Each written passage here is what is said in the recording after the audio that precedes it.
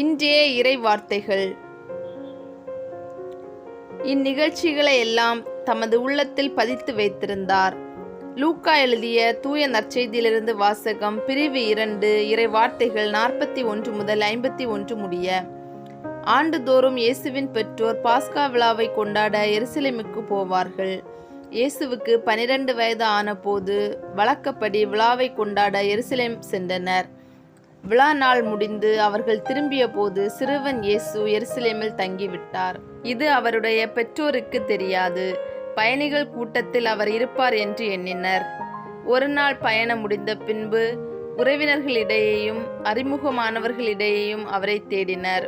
அவரை காணாததால் அவரை தேடிக்கொண்டு எருசலேமுக்கு திரும்பி சென்றார்கள். 3 நாட்களுக்கு பின் அவரை கோவிலில் கண்டார்கள்.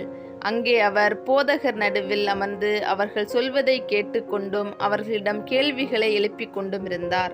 அவற்றை கேட்ட அனைவரும் அவருடைய புரிந்து கொள்ளும் திறனையும் அவர் அளித்த பதில்களையும் கண்டு மலைத்து போயினர். அவருடைய பெற்றோரும் அவரை கண்டு வியப்பில் ஆழ்ந்தனர். அப்பொழுது அவருடைய தாய் அவரை நோக்கி, மகனே, ஏன் இப்படி செய்தாய்? இதோ பார், உன் தந்தையும் நானும் உன்னை மிகுந்த கவலையோடு தேடிக்கொண்டிருந்தோமே என்றார். அவர் அவர்களிடம், நீங்கள் ஏன் என்னை தேடினீர்கள்? நான் என் தந்தையின் அலுவல்களில் ஈடுபட்டிருக்க வேண்டும் என்பது உங்களுக்கு தெரியாதா என்றார். அவர் சொன்னதை அவர்கள் புரிந்து கொள்ளவில்லை.